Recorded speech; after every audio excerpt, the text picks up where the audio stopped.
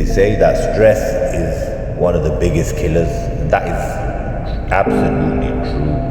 But what makes it even worse is the way we approach stress.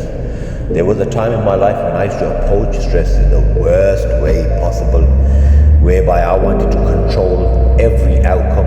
I wanted to control every situation. I used to get frustrated and annoyed and depressed that why isn't things going my way when I'm doing everything to make it the way I want to make it.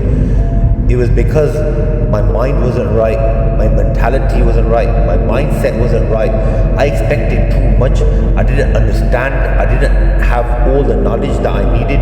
I wasn't too much into my deen, my faith, my religion. I wasn't really understanding my purpose on this life. But when my mindset changed, when I understood that sometimes it's okay if things don't go your way, because not everything is meant to be for you. What you might think is good for you, maybe it's not good for you.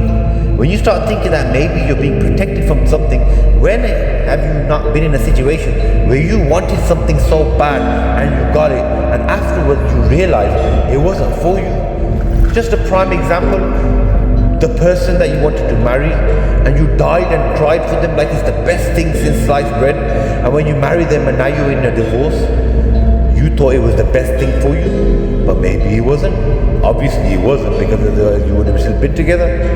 That's just one example. There's so many. Sometimes you want to open a business, or sometimes you want to go to a certain place, but something's preventing you from going there.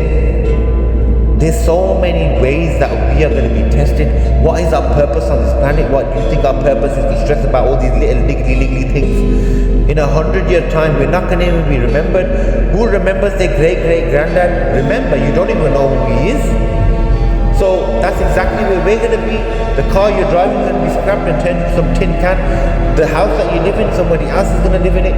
Everything you have, nothing's going to exist. Nothing that you touch, nothing that you are part of, nothing's going to exist. When you start thinking like this and understanding, then you try to find your actual purpose on this planet. Why are we here?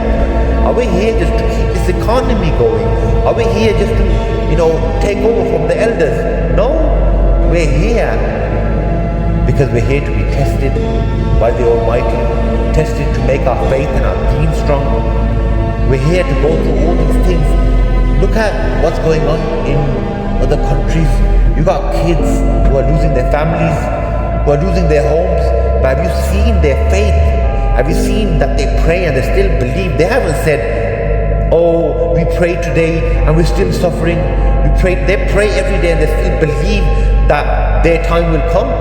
I see people today, the stress that they have compared to that, and they say, I wish I died. I wish I died. You have a roof over your head. You're not disabled. You have both arms and legs intact. You can see, you can hear. You have your family around you, have your kids around you in a safe environment, and you're stressing because, oh, you have a narcissistic partner. Oh, he doesn't pick up all the slack. I have to pay for everything. Oh, my life is so crap. But you have the support circle of your family and everything around you, and you're still stressing and screwing. That's what life is trying to teach you, to be strong in your faith and your deen. And that's our purpose of life. So don't overdo yourself, don't stress yourself, don't expect too much, don't be too hard on yourself, because understand stress is part of life. Keep it part of life, don't make it your whole life, because otherwise you're going to feel like you got a life that's not worth living. Happy days.